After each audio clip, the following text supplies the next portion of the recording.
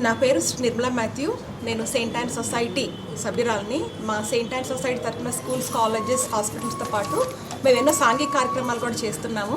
దీనిలో భాగంగా గత 30 సంవత్సరాలుగా విశాఖ మరియా మ్యాక్స్ అండ్ మహిళా సంఘం నడిపిస్తూ దాదాపు 14,000 మంది జనంతో ఈ సంఘం ముందుకు వెళ్తుంది. మేము సమయానికి అనుకూలంగా ప్రజలకు ఏంటి అవసరం అటువంటి పనులు చేపడుతున్నాము.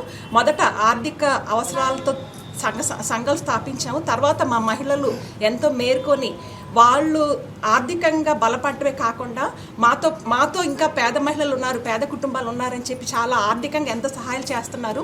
అంతేకాని న్యాయపరంగా కోర్టుల కేసులకు వెళ్తే చాలా నష్టపోతారని చెప్పి మాకు మీడియేషన్ సెల్స్ ఉన్నాయి, పారాలీగల్ కమిటీస్ కూడా లీగల్ పరంగా కూడా ఎంత చేస్తున్నారు. ఈ మధ్యకాలంలో కొన్ని సంవత్సరాల నుంచి మా గ్రూపుల్లో మా జనాలు సిస్టర్ గారండి, ఇది డ్రగ్స్ ఉన్నాయి చుట్టూ, చాలా భయంకరంగా ఉంది, అటు కొన్న శూన్య ప్రాంతాల్లో చాలామంది అక్కడ ఉన్నారు, అటు వెళ్ళడం భయం వేస్తుంది, మనం ఏమైనా చేయాలని గ్రూపులో చాలా డిస్కషన్స్, మా మీటింగ్స్లో కూడా చాలా డిస్కషన్స్ అయినాయి. అయితే మనందరం కూడా మా బోర్డ్ ఆఫ్ డైరెక్టర్స్ మేమందరం ఆలోచించి అయితే మన అవగాహన ర్యాలీ చేపడదాము, దీని గురించి మన ప్రజలకు అందరికీ కూడా తెలియపరుద్దామని ఉద్దేశంతో రేపు 4th జనవరి మధ్యాహ్నం 1 గంటకి 6లో కాలనీ నుంచి ర్యాలీ ప్రారంభిస్తున్నాము.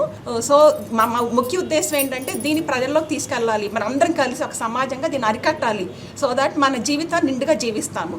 సో దీన్ని అందరూ కూడా సక్సెస్ చేయాల్సిందిగా కోరుచున్నాం.